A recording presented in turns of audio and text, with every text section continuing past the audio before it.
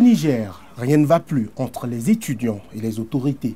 Les manifestations ont opposé les étudiants aux forces de l'ordre le lundi 10 avril. Bilan, un étudiant mort dans des circonstances non encore éclaircies de sources officielles, mais pour l'USN, l'Union des scolaires nigériens, il aurait reçu des coups.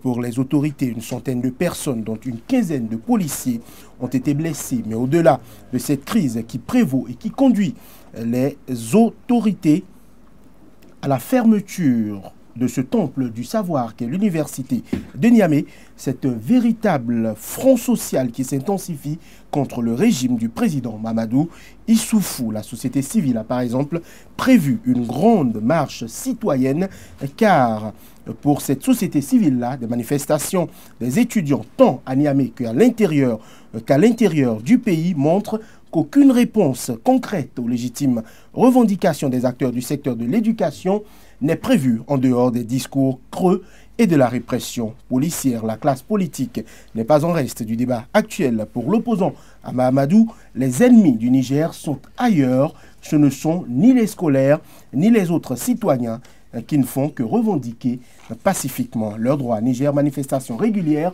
de la légitimité de la fronde sociale contre le régime du président Issoufou. Ce sera notre débat du jour sur Angle de vue. À toutes et à tous, bonjour et merci de prendre le rendez-vous de ce décryptage de l'actualité sur le continent africain. Nos invités du jour sont plus tardés. D'abord, Didénou Steve Poton, vous êtes juriste spécialiste des questions internationales. Steve Poton, bonjour. Bonjour à vous et bonjour à tous les téléspectateurs et les téléspectatrices de Sika TV.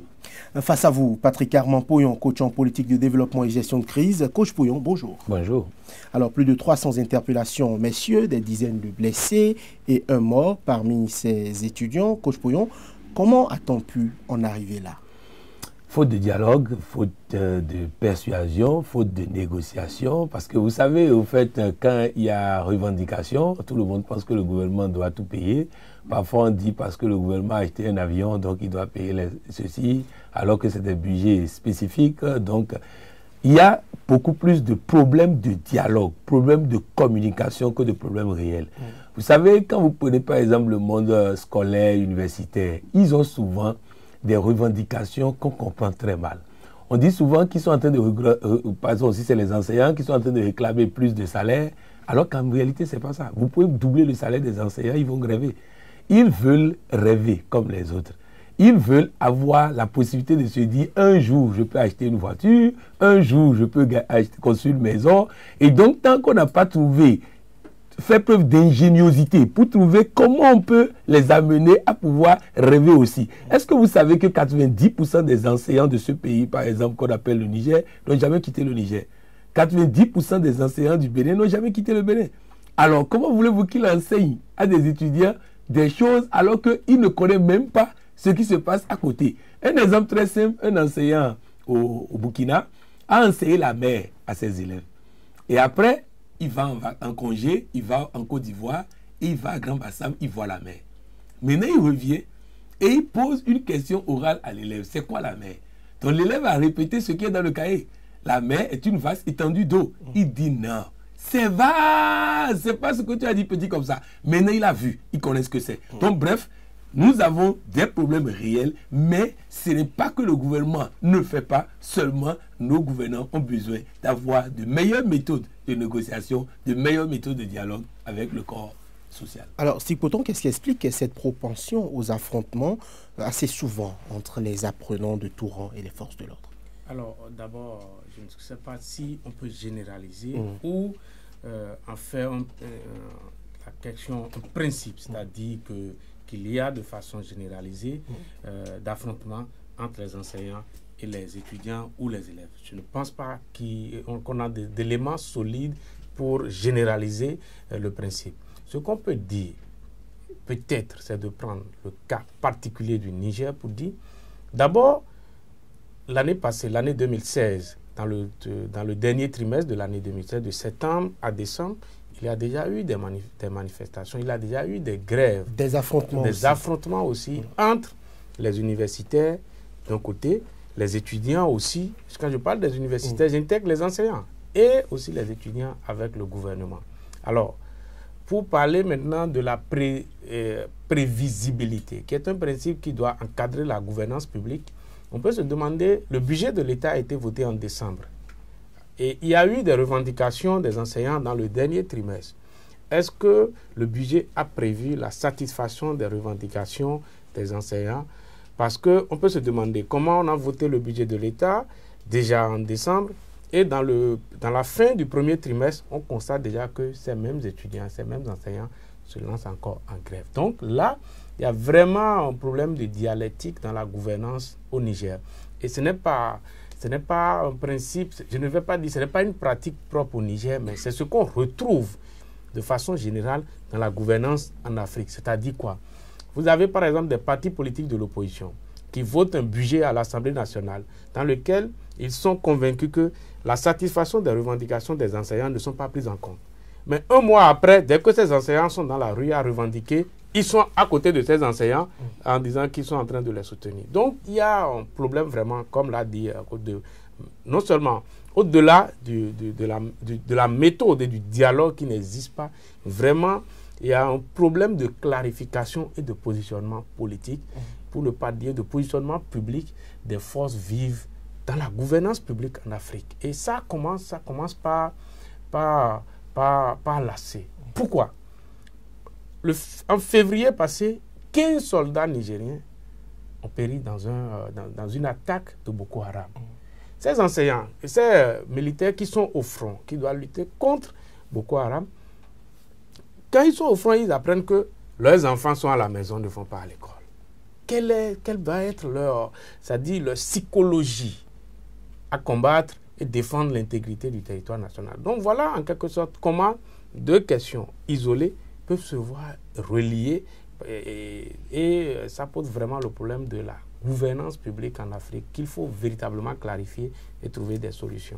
Alors, coach Patrick Amampoyon, le communiqué du gouvernement déplore le décès de l'étudiant manifestant blessé suite à une chute, selon ce communiqué-là, et précise que cette mort n'a aucun lien avec les opérations de maintien de l'ordre, mais on a l'impression quand même que les étudiants et les autorités, c'est deux discours qui s'opposent, puisque l'USN, l'Union des scolaires nigériens, dit clairement que l'étudiant a reçu un coup.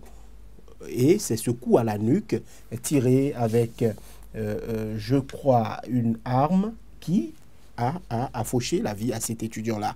Deux discours qui s'opposent aujourd'hui. Est-ce que c'est juste de la politique qu'on est en train de faire sur le dos de cette mort-là, ou bien ces deux discours-là se défendent? Ah oui, au fait, comme M. Coton l'a dit, c'est une question de positionnement. C'est-à-dire que tant que nous voyons les choses selon notre point de vue et jamais selon le point de vue des autres, c'est normal que chacun puisse dire « nous on n'en est pour rien », les autres aussi disent « mais quel que soit ce qui s'est passé, les deux camps en sont pour quelque chose ». Les étudiants pour avoir pris l'initiative de cet affrontement, les forces de l'ordre pour avoir réprimé, donc les deux camps ont quelque chose à se reprocher. Je voudrais dire à tous ceux qui nous écoutent qu'en réalité, il y a quelque chose en Afrique qui ne fonctionne pas bien. Je peux comprendre que des enseignants réclament. Je peux comprendre que ceux qui travaillent à l'université réclament. Mais je ne peux pas comprendre que les élèves, les étudiants qui doivent aller à l'école sont dans la rue en train d'affronter les forces de l'ordre, sont en train de se bagarrer avec les forces de l'ordre. Et vous allez voir que c'est seulement en Afrique que vous entendez à répétition que les étudiants ont affronté les forces de l'ordre et qu'il y a eu des blessés, il y a eu des morts. Il faut que chacun joue son rôle. Parce que oui, il faut revendiquer, c'est normal. Mais que des élèves qui sont envoyés pour étudier, et le problème rejaillit maintenant sur la vie en matière d'emploi. Parce que quand vous recrutez un ancien étudiant aujourd'hui, vous le prenez dans votre entreprise, il commence par revendiquer, parfois même avant même d'être recruté. Donc on a créé une université qui apprend aux gens à revendiquer au lieu qu'ils aillent apprendre pour réussir leur vie. Vous voyez, on déplore souvent le système éducatif africain. Moi, j'ai fait 90% de ma formation dans le système éducatif africain. Mais je sais pourquoi je suis là. Je sais ce que je peux obtenir, je sais ce que je ne peux pas obtenir, mais je dois étudier. Que les enseignants disent on est dans de mauvaises conditions pour travailler, je suis d'accord. Mais que les étudiants, les élèves soient dans la rue et qu'ils ne soient pas à l'école, ça me pose un problème. Alors, notre camarade discutait devant la porte du campus selon l'USN. Aujourd'hui, quelle est votre analyse de la version, des deux versions qui s'opposent? Parce qu'il y a le communiqué du gouvernement qui dit de façon très claire, c'est lui-même qui est allé vers les secours pour demander à aller à l'hôpital et on a constaté son décès autour de 17 h le 10 avril. Aujourd'hui, l'USN dit qu'il a reçu des coups et c'est à la suite de ces coups-là qu'il est décédé avec un procès verbal ou un acte de décès à charge de la part de l'USN pour attester de ce que c'était un décès des suites des coups des forces de l'ordre. Alors, je pense qu'au-delà de déplorer la perte d'une vie humaine, c'est qu'il faut condamner ça. Non seulement qu'il faut condamner, cela ne peut pas rester impuni. Parce qu'un homme ne peut pas perdre sa vie et on va dire, bon, nous déplorons à travers un communiqué laconique et ça va rester comme ça. Qu'est-ce qu'il faut faire? Il y a deux impératifs qui sont en confrontation. C'est-à-dire le principe de la manifestation, qui est un principe constitutionnel, et au même moment, il y a l'impératif de maintien de l'ordre public, qui est une prérogative dévolue au pouvoir public. Donc, on ne peut pas refuser aux étudiants et aux élèves, c'est là où je ne suis pas d'accord avec le question de M. Boyon, de manifester. Au même moment, on ne peut pas empêcher un gouvernement d'assurer le maintien de l'ordre public. Qu'est-ce qu'il faut faire? D'abord, la première des choses, c'est qu'il faut une commission d'enquête indépendante pour clarifier les circonstances du décès de l'étudiant et situer les responsabilités pour que ceux qui sont responsables, si c'est un force de l'ordre, s'il n'a pas respecté les consignes reçues pour aller sur le terrain, c'est qu'il soit traduit devant les tribunaux. Mais si c'est l'étudiant, ou bien si ce sont les manifestants qui n'ont pas respecté aussi, c'est-à-dire les consignes données à travers l'autorisation de la manifestation, il faut aussi situer les responsabilités et sanctionner. Ce qu'il faut condamner, c'est qu'un individu ne peut pas perdre sa vie et on va se contenter simplement de déplorer la mort. Maintenant, pour aller au-delà, c'est un peu compliqué parce que je ne pense pas que c'est le peuple des États africains. Nous avons vu lors des manifestations récemment, je pense en 2014 en France, dans la région de Nantes, où un jeune homme est décédé suite à des matraquages de la police. Et il y a eu des enquêtes qui ont clarifié, qui ont expliqué, qui ont exposé que le policier, en tout cas les gendarmes sur le terrain le jour-là, n'étaient pas responsables de son décès. L'État a fait ce qu'il peut faire pour quand même venir répondre en quelque sorte du côté de la responsabilité civile. Ce que nous pouvons faire en Afrique, et ça concerne tous les États, c'est dit quoi? Le principe de la manifestation, le principe de la manifestation est sacro-saint. Il faut laisser les gens s'exprimer. Si vous ne laissez pas les gens s'exprimer, manifester leur colère, vous risquez de retrouver cette colère ailleurs. Et quand on a empêché les gens, quand on a caporalisé, quand on a en quelque sorte embrigadé les libertés au nord du Nigeria à travers la charia, ce que ça a donné après 5 ans, c'est la nébuleuse Boko Haram. Donc, il faut laisser les gens manifester. Et un pays aussi sensible comme le Niger aussi, il faut laisser les gens manifester. Mais il faut aller sur le terrain de la responsabilisation davantage des acteurs. Pourquoi? Moi, j'ai été étudiant aussi. Et je suis souvent scandalisé de voir des étudiants ou bien des responsables étudiants adopter des postures anti-républicains. De quoi vous parlez concrètement? Ça dit quoi? Les étudiants qui voient en des forces de l'ordre des personnes qu'il faut combattre. C'est inacceptable. C'est inacceptable. C'est vrai qu'on ne peut pas maîtriser, dans une manifestation, on ne peut pas maîtriser toutes les adrénalines. Parce que dans un monde, il y a un tout. Mais ce qu'il faut faire davantage, c'est qu'il faut que les manifestations, surtout des élèves et des étudiants, soient en quelque sorte des manifestations sérieusement et sauvagement encadrées. Oui. Mais là, cela on appelle à la responsabilité même de l'État. De l'État, soit sérieusement et sauvagement encadré. Maintenant, il ne faut pas perdre de vue aussi l'aspect manipulation des étudiants par des oppositions politiques. Et c'est sur ce terrain, on va y arriver. Sur ce terrain que vraiment, Coach Boyon, des centaines d'étudiants ont manifesté, ils ont paralysé la circulation, on a brûlé des pneus. on a jeté des pierres.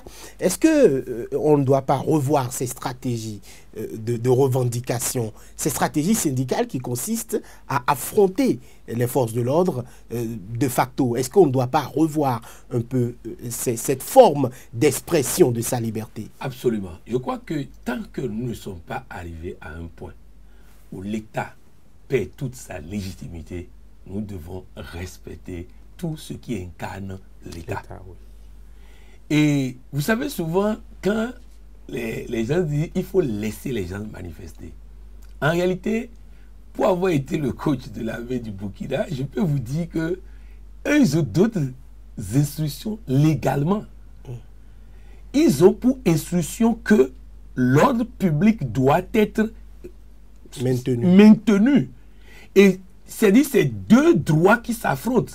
Le droit de manifester et le droit de faire rayer l'ordre public. Je vais vous donner un exemple. Vous savez, il y a un certain nombre de mètres. Lorsque vous dépassez ce nombre de mètres devant une prison, ils sont autorisés à tirer sur la foule.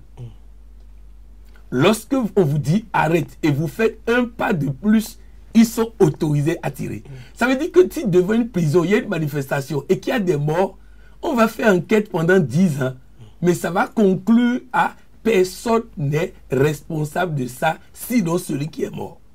Donc il faut que l'armée, la police, la gendarmerie puissent faire des séminaires avec les syndicalistes pour leur expliquer les textes qu'eux, ils respectent, afin que les autres aussi savent les limites à ne pas franchir. Parce que le général de Gaulle a dit, quand la population aime ton ministre de l'Intérieur, tu es en danger. Pourquoi? Le ministre de l'Intérieur n'est pas là pour être aimé.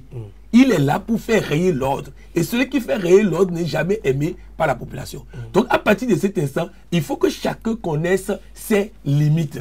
Nous avons le droit de manifester. Qu'est-ce que nous n'avons pas le droit de faire? Vous avez vu par exemple, il y a eu des manifestations dans des pays où les syndicalistes, quand ils parlent dans leur langage, vous savez que en tant que responsable syndical, ils connaissent eux les limites à ne pas franchir dans leur discours. Mais est-ce qu'ils ont sensibilisé la base qu'ils ont mobilisée à connaître ces limites-là? Vous voyez, au Niger, comme en France, ça s'est passé ailleurs, on va faire les investigations, on finira par se rendre compte que le gars a franchi une ligne de sécurité. Un policier qui est armé, un gendarme qui est armé, un militaire qui est armé, vous l'approchez, il vous dit de ne pas venir, vous venez à une distance donnée, il est autorisé à faire ce qu'il faut pour sa sécurité et pour la sécurité de l'arme. Donc il faut que les gens soient sensibilisés sur ces questions afin de savoir les limites à ne pas franchir. Alors les autorités ont décidé, Guidem Sif Boton, de fermer l'université, le campus de Niamey, le plus important du pays en termes d'étudiants. Quelle est votre approche de cette décision-là? Permettez que avant de répondre à votre question, que je revienne sur la propos de Chaudla. Allez-y rapidement. Alors, ce que je vais dire, ça dit, il n'y a pas de loi à respecter par les militaires qui soit au-dessus de la Constitution. Et donc, il ne peut pas avoir au sein d'un État des lois qui soient au-dessus de la Constitution. Et d'ailleurs, dans les constitutions africaines... La Constitution garantit le droit de manifester. Non seulement au-delà du droit de manifester, dans la Constitution, on dit que la vie humaine est sacrée. Et même, il y a des articles dans nos constitutions, en tout cas, dans le constitutionnalisme de l'Afrique francophone, qui disposent que même si le militaire reçoit un ordre, et l'ordre consiste en une violation manifeste des droits humains, c'est que le militaire peut ne pas respecter l'ordre. Donc, on ne peut pas dire simplement parce que quelqu'un s'est approché d'une prison à quelques mètres qu'on peut tirer sur lui. Le militaire peut tirer. Le militaire peut tirer s'il est, sa vie est en danger. Si, c'est-à-dire, la personne met sa vie en danger, premièrement. Et deuxièmement, il ne peut que tirer que s'il est en position de légitime défense. C'est pourquoi, d'ailleurs, on dit de façon très simple, si un policier tire dans le dos de quelqu'un, ce n'est même pas légitime défense. On dit la personne ne lui est même pas en face. Donc, ne constitue pas quelqu'un qui vous fait dos, ne peut pas constituer pour vous un danger. Donc, vous ne pouvez pas tirer sur lui. Donc, c'est pour dire quoi? Ce que nous sommes en train de dire, c'est très simple. On fait croire en Afrique qu'on ne peut pas concilier le principe de la liberté des manifestations et au même moment le principe du respect de l'ordre public. C'est faux. Tout est dans l'éducation d'abord de nos forces de l'ordre. Moi, j'ai vu des forces de l'ordre à l'université outrepasser leurs droits. Si les étudiants sont en train de manifester, et même si les étudiants sont en train de manifester et sont en train d'insulter les forces de l'ordre, cela ne peut pas donner droit aux forces de l'ordre, par exemple, de commencer par matraquer les étudiants. Parce que tout part de là. Donc, il y a un problème d'éducation aussi des forces de l'ordre. Un problème non seulement de sensibilisation, mais au-delà de la sensibilisation, même de responsabilisation des forces de l'ordre par rapport à ce qu'on peut appeler maintien de l'ordre. Les populations ne peuvent jamais constituer pour des forces de l'ordre des ennemis. Les forces de l'ordre ont exclusivement pour ennemis ceux qui attaquent l'intégrité du territoire national. Et il faut davantage qu'on enseigne ça. Maintenant, quant à la fermeture d'université, oui, on peut déplorer. Mais au-delà de déplorer, nous ne pouvons pas nous substituer au gouvernement du Niger, qui est la seule autorité compétente pour décider de l'ouverture ou pas d'une université. Si le gouvernement nigérien estime que les conditions de sécurité, les conditions de tranquillité nécessaires pour la dispense des cours dans les universités ne sont pas réunies, je pense que les autorités sont dans leur droit de fermer l'université. Et on ne peut que souhaiter une reprise rapide des enseignements sur les campus à Niamey. Coach Poyon, 20 000 étudiants à la rue pour le moment, ils ne peuvent pas accéder, ils n'ont pas droit aux cours, ils n'ont droit à rien pour le moment. Votre réaction? Non, c'est que je ne sais pas ce que nous voulons. Nous voulons que le gouvernement soit responsable. Il a pris sa responsabilité en fermant l'université. Alors, s'il laisse l'université ouverte et qu'il y a encore des morts, on dira encore que le gouvernement n'est pas responsable en laissant l'université ouverte. Ils ont pris leur responsabilité, ils assumeront les conséquences dans tous les cas, mais je pense que s'ils ont estimé que la tension est à un niveau où, en laissant ouvert, il y aura... C'est même mieux de fermer l'université que d'interdire les manifestations, ce qui est une violation de la Constitution. Donc, il vaut mieux fermer l'université si on estime qu'il y a des problèmes que de dire qu'on veut interdire des manifestations d'étudiants. Donc, je pense que dans ce cas, le gouvernement a dû prendre ses responsabilités. Nous avons eu le cas au Togo, par exemple, où, à la veille des élections, les gens ont voulu profiter des élections pour augmenter les enchères en termes de revendications. Le gouvernement a fermé les universités, les écoles et tout. Il a fait les élections, un président légitimement élu est arrivé, on a ouvert les universités, les grèves ont cessé, personne ne revendiquait plus rien. Donc, à un moment donné, c'est le gouvernement qui apprécie l'opportunité de fermer ou de laisser l'université ouverte. Alors, la pertinence des revendications de ces étudiants-là, on parle de meilleures conditions de vie et d'études, mais on a l'impression que les difficultés des étudiants au Niger, c'est quand même les mêmes difficultés que la plupart des étudiants de la sous-région, notamment, rencontrent. Est-ce que aujourd'hui, ce n'est quand même pas le même modus operandi qui est un peu partout? C'est pour ça que je dis, qu'est-ce que c'est que les meilleures conditions de meilleures conditions de vie et d'études? De vie et d'études. Plus d'amphis? Qu'est-ce que c'est des que amphis ça? climatisés? Des allocations sociales un peu plus régulières? Malheureusement, il n'y a pas une convention internationale, en tout cas de l'UNESCO, qui essaie de décrire de façon simple, explicite, ce qu'on peut appeler les meilleures conditions de vie et d'études. Bon, étudier dans les conditions décentes. Souvent, on sait que les amphis sont bondés.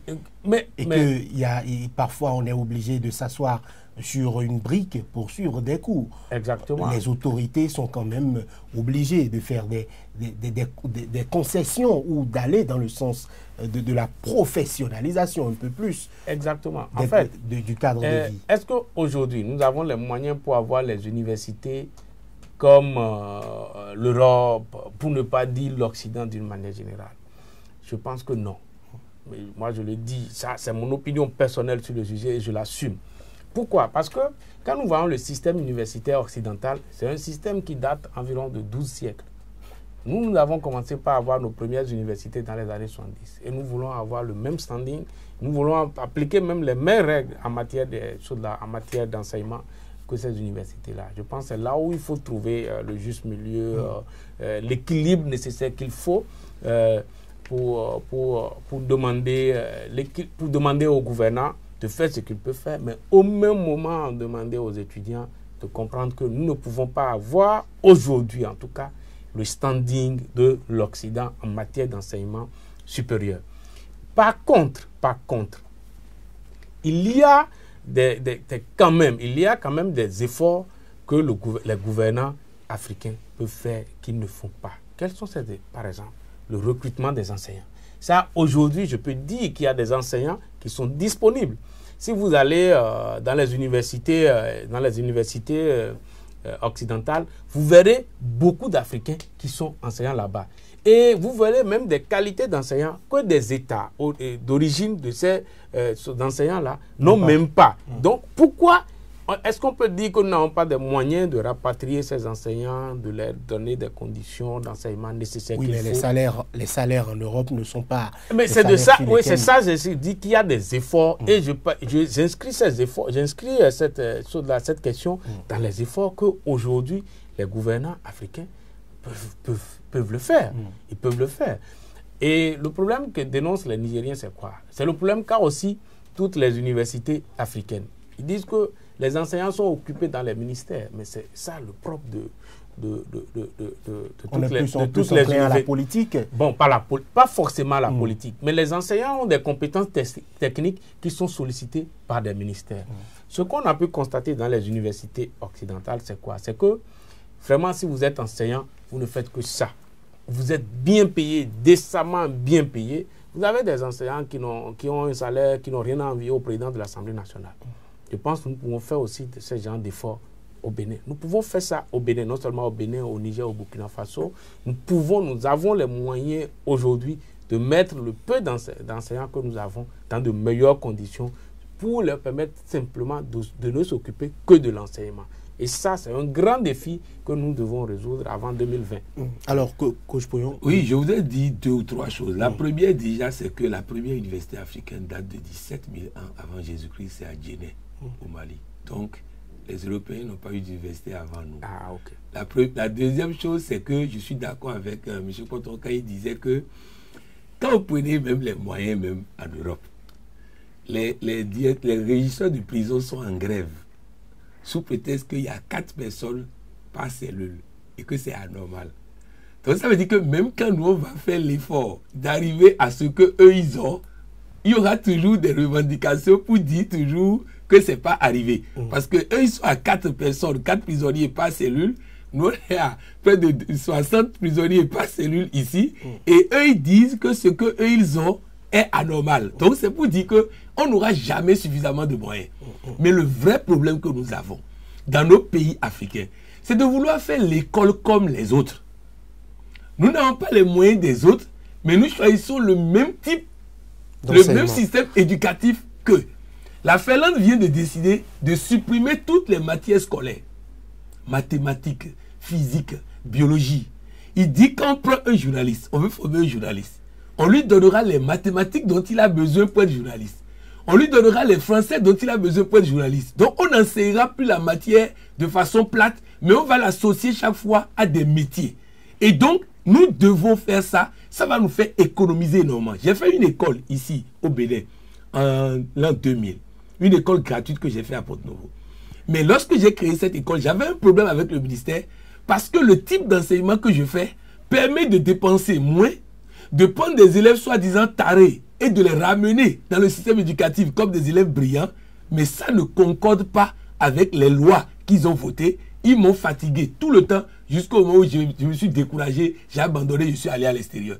Mais dans ce truc, on a pris des élèves qui ont été renvoyés du 5e avec 5 de moyenne, qu'on a présenté l'année suivante au BPC et qui ont eu le BPC avec une très bonne moyenne. C'est pour dire que nous devons quitter les systèmes de un professeur d'université ne doit faire que 4 heures de cours par mois, un professeur d'université ne doit faire ceci. Non, on n'a pas les moyens de s'aligner sur les autres. Il faut une réorganisation parce que tout le temps qu'on laisse au professeur d'université, c'est pour faire des recherches, mais aller chercher, il ne cherche rien. Il est dans les écoles privées en train d'enseigner. Donc c'est revenons à la table, analysons, revenons à nos réalités, de quoi avons-nous besoin et en fonction de ça, on réadapte les moyens dont on dispose et vous allez voir qu'on aura un bien meilleur système éducatif et moins de grèves. Voilà. Un collectif de la société civile a notamment appelé à une grève, une marche citoyenne déjà, avec notamment pour objectif de défendre le droit à l'éducation. Est-ce qu'aujourd'hui, c'est conseillé d'appeler à une autre manifestation dans ce climat actuel qui prévaut au Niger? Alors, je pense d'abord qu'il faut dénoncer cette tendance qui tendra à mettre de l'huile sur le feu. Ce qu'il faut faire davantage, c'est de dialoguer. C'est d'aller au dialogue, de négocier, de discuter. Et l'importance, aujourd'hui, en tout cas, ce qu'il faut faire qui est indispensable, c'est la réouverture des universités. C'est que les élèves retrouvent le chemin sur des classes. Et je ne pense pas qu'une énième manifestation, si les manifestations par le passé n'ont pas trouvé de solution, je ne pense pas qu'une énième manifestation va apporter plus de solutions et qu'on aura de résultats que ce qu'on a par le passé. Deuxième chose, la seule personne à qui profite la situation du Niger, c'est Boko Haram. Parce que là, les autorités et les forces vives dans leur ensemble sont détournées de ce qui est de la protection de l'intégrité du territoire nigérien et de la sécurité des Nigériens. Et on voit une chaise musicale entre la société civile et l'opposition et le gouvernement autour d'une question qui devrait être une question centrale, c'est-à-dire l'éducation. Et jouer jusqu'à ce point. L'éducation, on pense que dans les États africains, l'éducation, ce n'est exclusivement une question qui concerne le gouvernement, pour ne pas dire le pouvoir, ceux qui sont au pouvoir. Mais c'est faux, parce que l'éducation ne connaît pas ni opposition, ni mouvance. Et c'est une question qui concerne la société, qui concerne le devenir de la société, le futur de la nation. Et donc, même si vous-même, vous faites biaiser l'éducation à un instant T, peut-être dans 10 ans, dans 15 ans, vous allez prendre le pouvoir et ces questions que vous avez contribué à envenimer sous l'autre régime, vous allez reprendre ça sous autre forme, sous la forme maintenant d'un problème que vous aurez à gérer. Donc, je pense que la société civile nigérienne, quand bien même c'est à elle de décider de l'opportunité et de la nécessité de marcher, je pense quand même qu'elle peut aussi réfléchir et voir s'il n'y a pas mieux à faire. Alors, Coach Poyon, aujourd'hui, ces personnes-là estiment, je veux parler que ce soit des étudiants ou de la société civile, le collectif qui entend organiser des marches, ils estiment que le gouvernement du président Issoufou n'est pas réceptif à leurs revendications. On parle jusqu'aujourd'hui, depuis la fermeture du campus de Niamey, il n'y a pas eu de dialogue, il n'y a pas eu de pourparlers entre les étudiants et le ministère de l'Enseignement supérieur notamment. Donc ils estiment que le gouvernement n'est pas réceptif à leurs doléances et donc que cela justifie le fait qu'on durcisse le ton ou qu'on appelle à manifester pour prendre l'opinion publique, aussi bien nationale qu'internationale, à témoin. Donc je suis totalement déçu de voir la manière dont les gouvernants gèrent les crises sociales en Afrique. C'est-à-dire qu'on se comporte comme si on s'en fout des gens. Or, si vous vous foutez d'eux, ils vont sortir dans la rue. Même s'ils font des erreurs et il y a des blessés, il y a des morts, l'image qui va à l'extérieur n'est pas une bonne image pour le pays et pour les gouvernants. Moi, je crois qu'il faut apprendre à valoriser l'autre. Il faut apprendre à considérer l'autre. Parce que c'est ça souvent qui crée les tensions. Vous allez voir que dans les pays où il est libre de manifester, il est libre de dire ce qu'on pense sur les antennes, sur les médias et autres, il y a moins de violence. Mais quand on bâillonne, quand on empêche les gens, on ne considère pas les gens, ça devient une guerre d'ego et non une guerre de revendication. Et je crois que le gouvernement a intérêt à écouter ces jeunes, à leur donner au moins un semblant de considération, quitte à ce que même si on ne peut pas régler les problèmes maintenant, on puisse dans le dialogue trouver. Quand le dialogue s'arrête, vous allez voir par exemple, quand on a envoyé un émissaire en Syrie et autres, en Libye, vous allez voir que quand il faut une réunion, celui qui n'a pas compris grand-chose de la diplomatie internationale dit ils n'ont rien obtenu. Au lieu de reconnaître qu'ils n'ont rien obtenu, ils disent qu'il y a eu quand même une avancée. C'est pour dire qu'il faut toujours être dans la logique qu'on a quand même quelque chose. On va quand même progresser. On va quand même avancer. Donc quand il n'y a rien du tout, et que je suis à la maison, je revendique des choses, personne ne m'appelle, on ne me dit pas, alors les gens vont chercher les voies et moyens pour perturber, afin que le monde entier sache qu'il y a un problème au Niger. Le gouvernement a intérêt à les écouter, à discuter avec eux. Alors, messieurs, je voudrais votre avis aussi sur la question de la violation de la franchise universitaire, parce que le problème s'est posé au Niger aussi. Didem Sipoton, coach Patrick Amon-Poyon, votre avis là-dessus? Moi, je crois que en réalité, il faut créer une police spéciale pour l'université.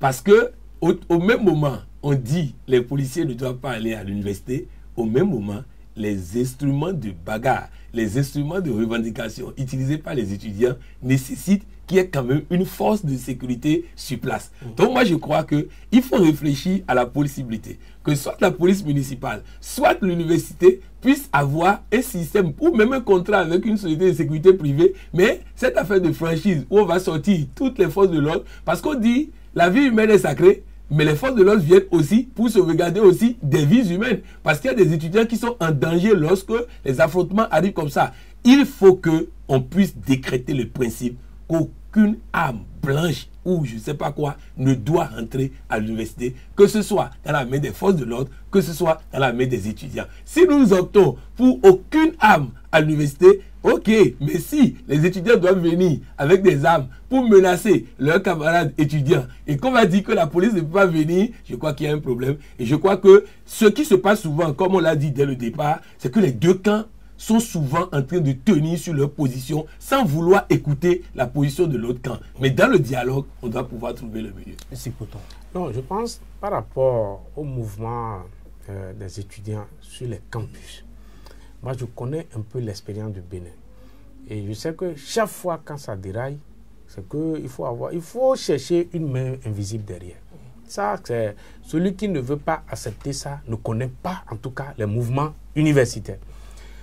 Deuxième chose, comme l'a dit M.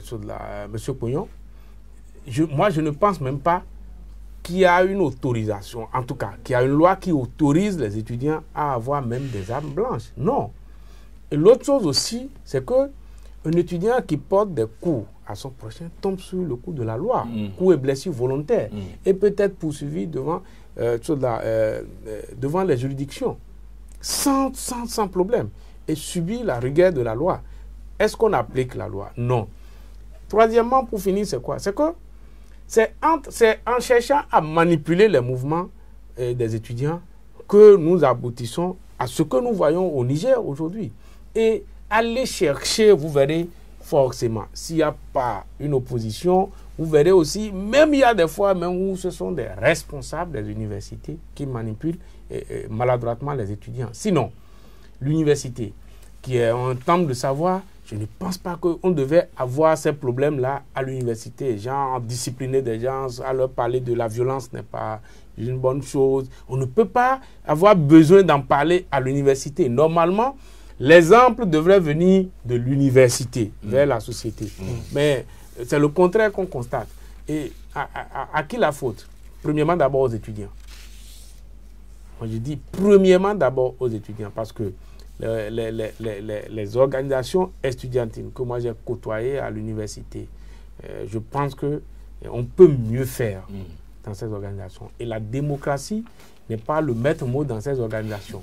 C'est quelqu'un qui est devenu président, il a son clan avec lui, et c'est eux qui décident de ce qu'il... Moi, j'ai vu quand même à la faculté de droit que j'ai faite, j'ai vu des étudiants réclamer pourquoi on n'a pas racheté.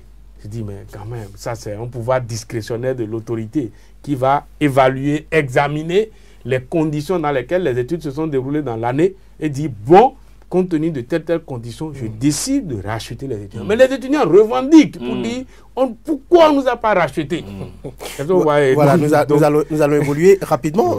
Il y a l'opposition aussi réunie au sein du Front pour la restauration de la démocratie et la défense de la République, FRDDR, qui exige la réouverture immédiate du campus universitaire et la libération des étudiants détenus. Aujourd'hui, il y a le risque d'une année blanche qui plane, même si le ministre de l'enseignement supérieur est en train de calmer, de dire que tout va bien, la situation est sous contrôle, de la posture de l'opposition, parce que l'opposant Hamamadou s'est prononcé aussi, il a exprimé colère et indignation suite à ces événements. Votre avis rapidement sur la position de l'opposition, notamment du chef de file de l'opposition qui, même si aujourd'hui est en exil, l'opposant Hamamadou, condamné, on le rappelle, par contumace dans le cadre du procès de supposition d'enfants. Je crois que M. Poton a dit dès le départ, il faut que les opposants aussi soient un peu responsables.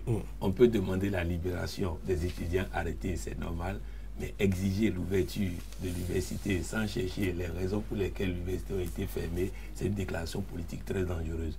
Je voudrais dire simplement que, et c'est pas, en fait, il ne faut pas jeter de l'eau sur le feu, mais je voudrais boucler dire que il faut que nos syndicalistes, nos étudiants, utilisent les ressources de la société. Il y a toujours dans un pays des personnes ressources qui peuvent parler, qui, lorsqu'ils parlent, ça met la pression sur le gouvernement. Il y a toujours des personnes ressources dans le pays, quand vous allez expliquer votre cause et ils adhèrent à votre cause et ils élèvent la voix, ça met la pression sur le gouvernement. Il faut utiliser tous ces ressorts et qu'au dernier moment, on puisse utiliser la violence parce que la violence, elle a des conséquences qu'on ne maîtrise pas. Rapidement. Oui, en fait, quand on voit le discours de Hama Amadou, c'est la rhétorique et la sémantique des oppositions en Afrique.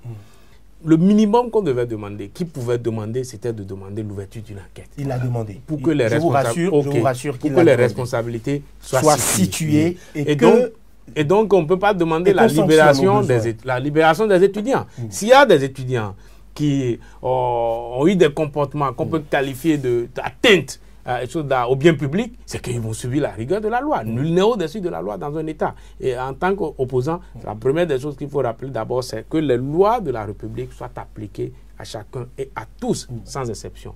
Et donc, je pense que au-delà de la rhétorique et de la sémantique, il y a quand même... il ne faut pas oublier aussi cette démêlée avec la justice et aussi une freine de l'opposition qui, quand même, ose le temps en réclamant le départ de Issoufou du pouvoir, ce que je trouve quand même c'est que infantiliser la République. Voilà, donc ce qui est sûr, même si c'est leur droit. Je vous rassure que Hama Amadou a rappelé que force doit rester à la loi. Il l'a dit, il juge nécessaire et urgent d'ouvrir une enquête pour situer les responsabilités à tous les niveaux et poursuivre devant les tribunaux ceux qui ont ordonné cette répression, ainsi que ceux qui l'ont exécutée sans discernement ni humanité face à des enfants aux mains nues. Les ennemis... Qu'est-ce qu'il dit par rapport aux policiers blessés? Les ennemis du Niger sont ailleurs.